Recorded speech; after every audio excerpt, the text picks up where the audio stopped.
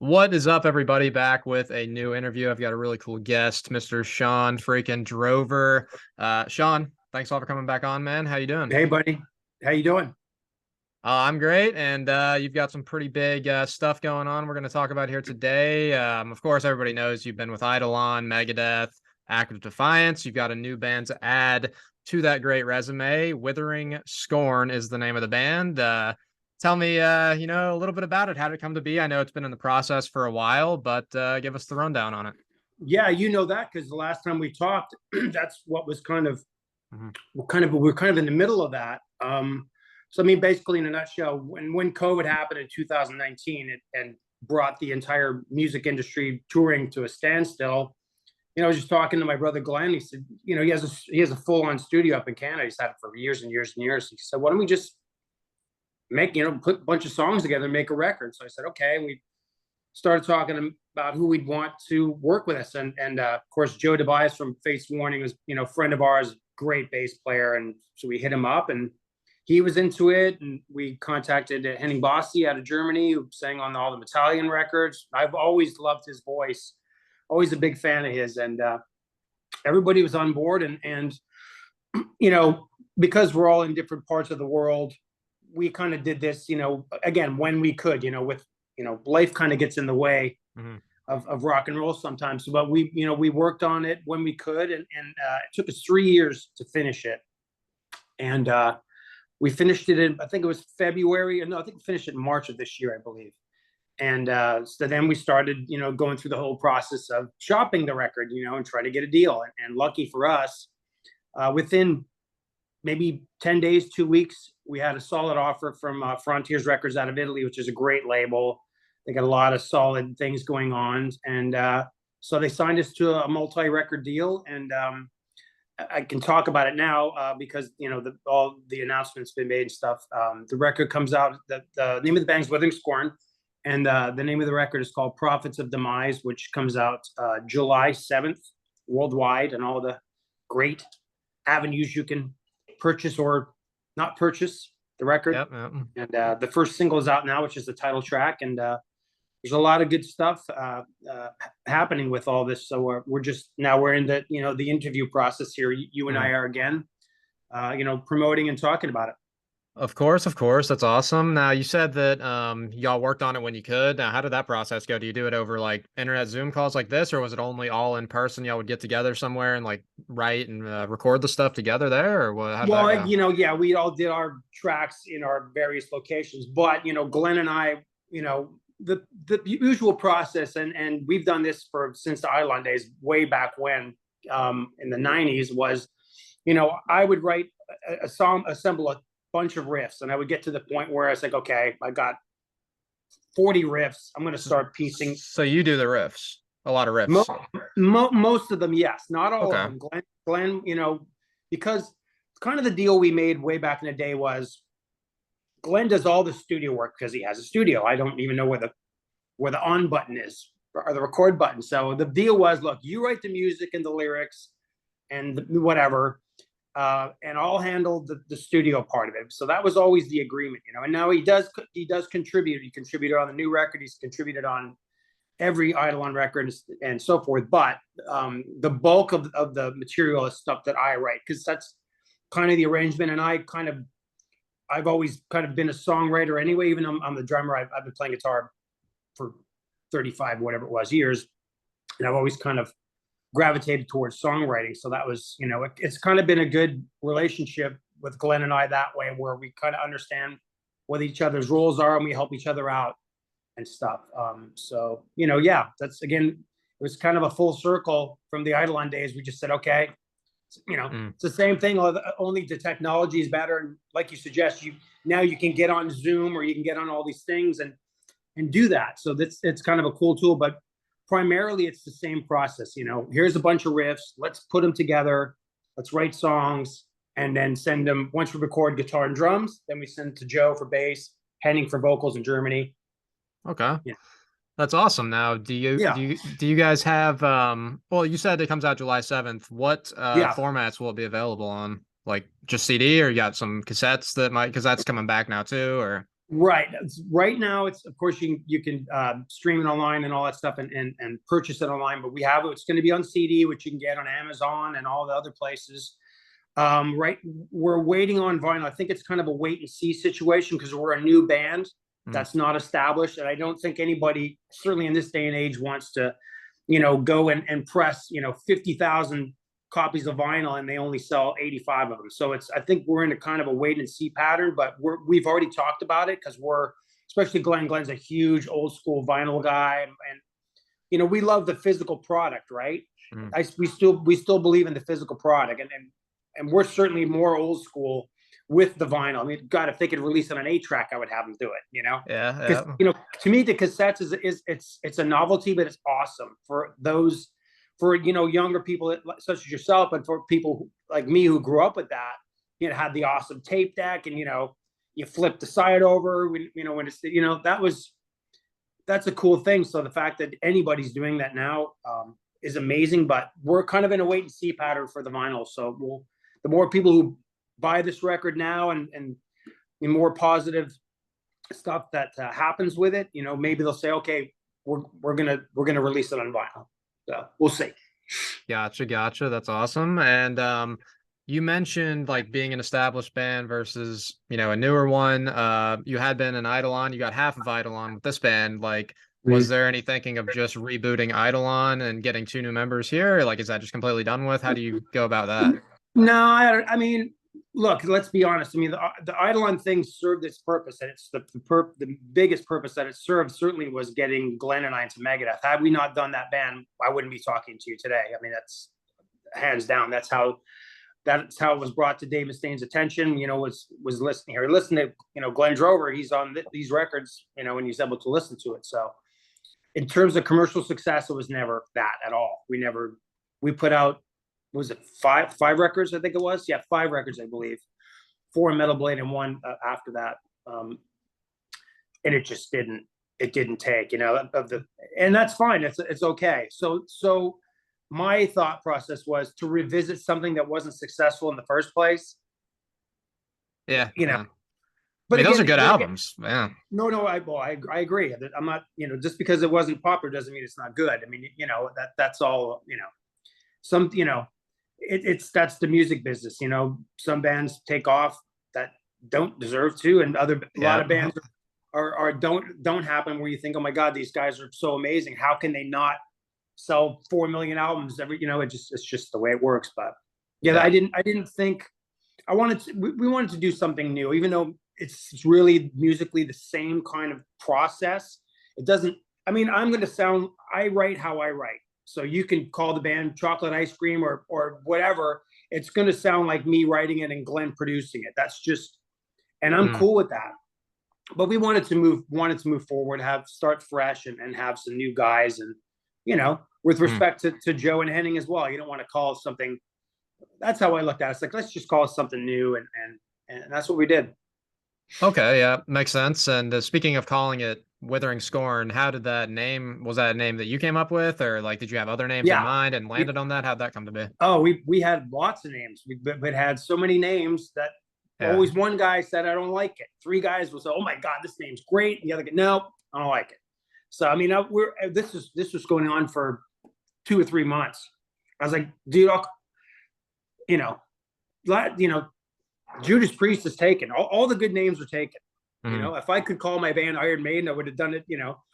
So it's like it was such a pain in the ass. And look, again, I understand it is, of course, it's important. You want to call it something that it's you look at these guys are a metal band. I don't even have to listen to it. I know it's metal. That it all ties in with the artwork. All that stuff's important, and I get it. But I came up with the name, and finally everybody liked it or relented and said, okay.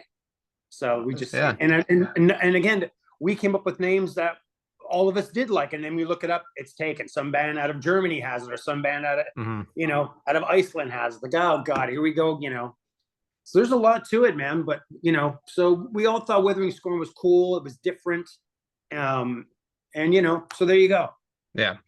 So like, from different band to different band, Eidolon, Active Defiance, Megadeth, and all. When you're sitting down to write songs, do you have basically the same mindset for your writing at like in all these bands, or is there a different mindset for each one? Well, well, yeah, I mean, certainly. Well, when for Megadeth, I mean, well, for Megadeth, I wrote a song called Head Crusher, and Dave helped me out a little bit on that song. Primarily, the music's mostly mine, but I wanted it to sound like an old school Megadeth song, something that could have been on, Peace Sells or something. Yeah. It's like, I'm like, you know, I want it fast and furious and a lot of, cool stuff. And there was one, I'll tell you a funny story. There's one part of the song that was omitted, and I need to find that because I'll probably could use that somewhere. But it was a chromatic thing, and he goes, dude, it sounds like Take No Prisoners. I said, yeah, I know it sounds like Take No Prisoners. What I'm trying to make it sound like a Megadeth. It's kind of funny, So we didn't use that part of the song, but I found that kind of funny. It's like, yeah, I know, because I'm in the band now that I'm trying to write riffs, But anyway, sure. I mean, to a degree, I try to make it sound like something that Megadeth would do. After Defiance, it was carte blanche. We could have done anything we wanted, as long the only parameters were it has to be metal. So it could be real extreme stuff. It could be more wacky stuff. It could be a little more mainstream stuff.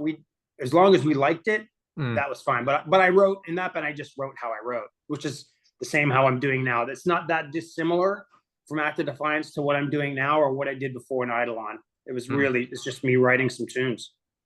Gotcha. And I was looking through some of your stuff like on the Metal Archives page, and it still lists Active Defiance as an active band. Is that pretty much done with, or is? Well, certainly Chris is in Flames, been in Flames now for almost 4 years, and he's very happy. I'm sure he's happy in that band. They're a great bunch of guys. So, yeah, I never say never, but we're not. No, I don't foresee us doing anything anytime soon. Just people's schedules, and just what it takes now to do that. It's a lot more difficult now, certainly after COVID and all that crap, and just to go through that process now. I'm quite happy with what I'm doing with my brother. So, but I will say, again, never say never. You never know what can happen down the road. But I don't foresee it happening anytime soon. Gotcha. And you touched on Megadeth a little bit. And speaking of Megadeth, they got that Kings of Thrash thing with David Ellefson and Jeff Young. And I saw something saying that you were going to join them on stage. I was going to try to play in Atlanta. I couldn't make it like the day before it came up, and I contacted David and said, look, man, I'm sorry I can't make it. But okay, I wasn't sure if you did or not. But no, I didn't, because if I did, I would have posted it and stuff, and but I talked to David about it, and I said, look, I just can't make it. So, but hey, so okay, so do you want to? What do you want to ask about it? I was just gonna ask how that went, and if you had known Jeff Young from the past in any way, or what. I've talked to Jeff Young on just texting and stuff, and I've been a big fan of his. I mean, the So Far So Good So What record is one of my personal favorite Megadeth records. Yeah, I've got that as my back. That's my back patch, the big one on my vest. Dude, that record, man, is so violent and so filled with hate. I just love it. And oddly enough, of all the living, actually the only two people I have not met in the Megadeth family is Jeff Young and Gar, who is no longer with us. It wasn't possible to do that, but I've met everybody, at one point or another, which is great. I talk to DeGrasso every now and then. We'll shoot text each other and stuff like that. I keep in touch with David, and so I haven't talked to Chuck in a little bit, but I would reach out to him, periodically and stuff. So, but again, for me, that So Far So Good So What record, I find it highly underrated by a lot of fans and stuff. They just kind of don't. A lot of them don't give it the credit I think it deserves and the respect it deserves, but whatever. Yeah, it's a great album. But it is, man. Back to Withering Scorn. Another question. The album's coming out July 7th. Do you guys have any touring stuff lined up? Do you think you'll do a headliner tour or like just supporting someone, or what do you got for that? Right now, we don't have anything lined up. And again, this is another, and I'm sure you keep on top of metal news and all that stuff. Almost every day now, bands are pulling the plug on tours. I saw another one today. Flotsam and Jetsam just said we can't. We're going to canceled the European tour. That's what Loudness And canceled their whole American tour. I yeah, was looking forward to seeing them here around Atlanta, and man, one of my favorite all time bands, Loudness. But and again, the reason is very simple. And again, because since COVID, here we go again with with all the after effects of it. The price of busing in Europe and the price of petrol in Europe, because it's all petrol, right? Have skyrocketed, and it's just not financially feasible, budget wise, for a lot of these bands to go over there, and they're going to come home losing money. That's not good business. And as much as everybody loves their fans and it's really great and all that stuff, you can't go over there and lose your ass, come home owing $25,000 to the bus company and your and your tax and all that stuff. I mean, it's like a lot of bands are doing this now. So right now I'm going to say no. Having said, if we get approached, next year saying, say a handful of festivals in Europe want us to go over there and do some festivals, we would absolutely ponder that, again, if it would work out financially, you know what I mean? Even just to break even, just to go over there to play some shows or whatever would be something to consider. But to go on a full blown tour at this juncture right now, no, I don't see it. Unless this thing like blows up through the through the roof or whatever, which is highly doubtful, but you never know. okay, gotcha. So, as far as the whole track listing goes and stuff, like how many songs we got as a record as a whole, what would you describe the overall sound? Like I've seen some people saying it's power metal, progressive metal. Would you just call it heavy metal? And what do you say to that? Well, obviously, first of all, yeah, they're calling a band power metal based on one song they've heard, because you have a clean vocal, you have a melodic vocalist. Last time I checked, Iron Maiden, Judas Priest had melodic vocalist as well. Yeah. Is Mob Rules by Black Sabbath the power metal record? Because Ronnie James Dio, I don't think so. So yeah, it's a heavy metal record, full 100%. And all the songs are not similar to each other. We got a couple of tracks on there that are, I guess, call them epic. They're longer and they're more dynamic. Let's just call it that for the sake of a better word. And those are two of my favorite songs on the record for sure. But then of course you got the faster, stuff, which again, some people would call power metal or whatever. But that's all subjective, right? What somebody thinks is power metal, another person, could call whatever. So, to me, it's a good, solid heavy metal record that has some nice twists and turns to it. It's not, every song's not the same. It's a nice, varied record within the parameters of metal, certainly. So, of course. And as far as your songwriting goes, like, how is your process? Where do you draw the influence from? Like, what are the lyrics about? I mean, is there like an overall theme or? No. I mean, I wrote pretty much all the lyrics on this record. That's all.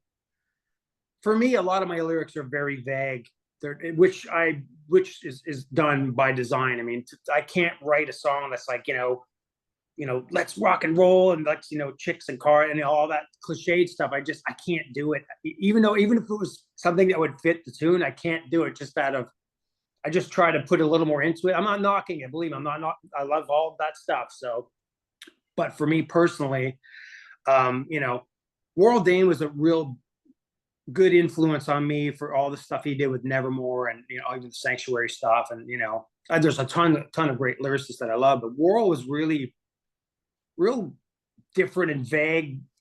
You can interpret his lyrics a lot of different ways with a lot of songs, so I kind of tried to not emulate Warl in any way, but just I've always kind of been like that, where, it's not real cut and dry. You can have your own interpretation, what you think lyrics could mean in a certain song, from a lot of the songs, that I've written over the years and stuff. And certainly on this record, I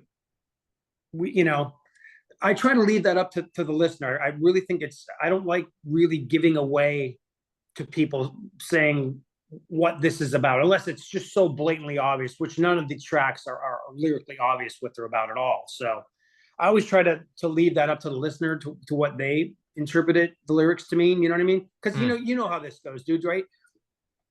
When Operation Mindcrime came out from Queensryche, it took me a while to get that record. That's one of my favorite all time. I think it's the best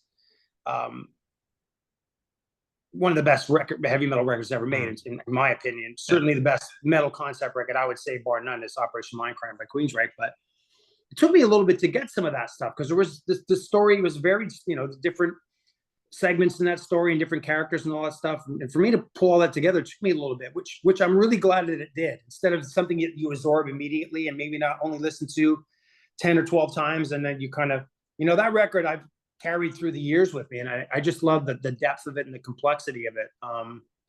So again, this is a long answer to a simple question, but yeah, I try not to give it away and make it too obvious what the lyrics are about in any given song.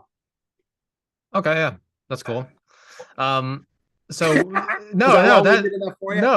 that's good answer. Well, for real. Look, some people want to know, they want to know exactly what it's about. You know what I mean? I don't know, for me and a lot of artists, whatever, they'll tell you exactly, what this is about or whatever. I just never really, I thought it was kind of giving away too. There's the mystique of everything is gone now, right? The mystique of music and what Led Zeppelin was back in the day and all this mysterious weird stuff, all that stuff is gone, man. And I don't like it. Yeah. If I can keep any kind of mystique for anything that I do without being a jerk about it, you know what I mean? It's, to me, I still dig all that stuff, man. For sure. Yeah. Awesome. Yeah, for sure. And you had mentioned Head Crusher. Did you just do the music for that, or did you? Yeah, Dave. Yeah, that's about an old torture device that was a real thing where I guess you could screw the thing down and you friggin' crush your head. So that's the lyrics in that song are pretty right there in your face for you to understand what it is. So it's a medieval torture device. So there you go. Yeah, that's a really heavy, awesome song, by the way. It's probably the best song on Endgame, which thank you. For sure. And like, speaking of Megadeth, like I mean, if you don't mind me asking a few questions about that, the process of going from Endgame and then progressing on, like, what was that like? Because it did get like more commercial sounding a little bit after Endgame, progressively up to Super Collider, and then you left the band. Was that like something y'all sat down and talked about, and you wanted to be more commercial to try to get on the radio, or what was that exactly? I'm not sure if that was certainly wasn't a conscious effort on my part at all. I mean, but again, I'm not, Dave is primarily the songwriter, so whatever direction, and Dave's made a lot of twists and turns throughout the years, which again is kind of interesting as well. Now, whether you like a certain record or not is subjective, right? So depending on where he's at any given time, for me personally, would I have liked to continue along the Endgame route and go even heavier and have more thrash? Absolutely. But on the flip side of that, you have records like Countdown Extinction and Euthanasia, who were certainly more in terms of selling, has sold more records than any. Countdown sold more records than any of them. So there's a conflict there, I'm sure, internally with that, in terms of being the principal songwriter. Because he's written so many great songs in different styles. Killing. I'm all about Killing Is My Business, and Peace Sells. The first three records, I'm hands down, because I love musical violence. But I love Countdown to Extinction for different reasons. That song is that album, and is such a concise, great record. But it's completely different from Killing Is My Business.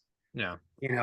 So it wasn't a conscious effort on my part to not be as heavy. It's just the way it turned out, and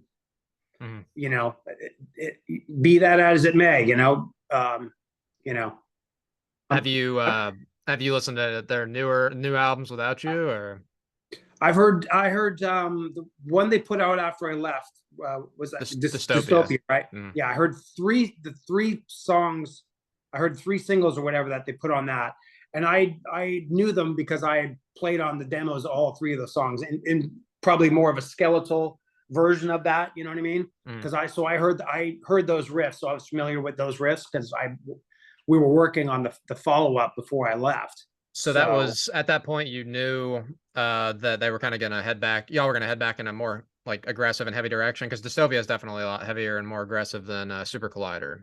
The riffs that I had heard were kind of going back in that direction, which made me happy. But again, you're working on stuff. We're working on that stuff on the road for the Super Collider tour. We would be backstage. We had a full setup, and he would go, "Hey, I got this riff. Let's work on this riff," and we would, and he would record it. Just like the skeletal thing on a riff. So that you know, but yes, what I had heard and what I had played on helped, you know, just demo, not even demos, but you know, we're heading back to what ultimately became that follow-up record. So that, which to me is a good thing. I'm all about the heavy stuff. So I'm glad he went that. I don't know what the rest of the record's about because I haven't heard it. So I'm assuming it's it's all pretty heavy and okay. So yeah. good. Yeah, and the newest one too, the Sick, the Dying, and the Dead, really heavy also. Okay, but, good. Yeah, so, I heard the one. I heard one song off it. I don't know what it's called. Well, real fast speed stuff. Yeah, there's a lot of them like that. What's the first one? We'll be back. I honestly, we'll be back. Yeah, we'll be back. Yeah. I heard that one. That was good. So I'm all about the thrash. So for sure. And back with your time in Megadeth, like, do you have a specific tour that, or like show maybe that stands out to you as being like one of your favorites? Maybe one of like the big four shows at those big stadiums or in Argentina or something. Like it's like so many. Yeah, if you want to talk big four, playing Yankee Stadium was certainly a great thing. But what most people see, of course, you know, we did that live in it was Bulgaria, right? Sofia, Bulgaria, I believe it was, which was whatever, 50, 60,000 people. What most people don't realize is people think that's like the biggest show, whatever, and that was far from it. We did Warsaw, Poland for 106,000 people, which was the first show we did. That show, that was the first time all of us got together, all the bands got together and all that stuff. And you could feel the electricity in the air that finally those four bands finally got together and played. It was really, everybody was so jacked up and you know, but man, you talk about a lot of people. That was 106,000 people. That was definitely a highlight. That first show was definitely a highlight. But I've had so many great monumental things in that band for me. So yeah. Is that 106,000? Was that like at a big stadium or like a giant field? No, it was outdoor. It was outdoor. It wasn't that super wide. It was wide, but it went way down. It was so far down that they had to install another PA at a certain point because there was a sound and visual time difference. Like by the time it would get to people way out there would be like a bit of a delay. So it was so big that they had to install another PA out there, which I was like, Jesus, man. But that was really cool for sure. Yeah. Sounds like it. I wish that was like, I don't know if that didn't come anywhere around the Southeast, did it? Or did it? No, in America, we only did Indio, Coachella, California, and we did Yankee Stadium, which was the last show that the Big Four has done. Okay, gotcha. Yeah, I wish I could have seen that, but the videos are all great that I see from y'all. Yeah. But yeah. Anything else you know about the new album you wanted to talk about? I mean, we talked about a good bit about it. It sounds awesome. I can't wait to hear the whole thing. Yeah, I mean, you know, again, we're in the process of doing this right now, trying to promote it, trying to get hip to all this social media stuff that I am not hip on at all. I just started friggin' Instagram, which, you know, I've talked to you on Instagram. You know, it's like, it's a whole new ball of wax for me. I'm just not as savvy as I probably should be. I'm trying to get on it now and be more present with all that stuff, you know, just because that's the way of the world now, right? You gotta get out there and just try to make it happen. So that's what we're trying to do. We're, you know, there's only so much we're speaking now, you know, I can't even speak about what's up, you know, there's stuff that's coming up soon as well. So once that happens, then, you know, but what I can tell you is that, you know, the record comes out July 7th and it'll be out everywhere and you can pre-order it now. Awesome. Is there another single you can say will come out before the album or no? You can, okay. Okay. We'll see. I would be hopeful of that. Awesome. That's all I'm going to say. For sure. Shawn, it was a pleasure.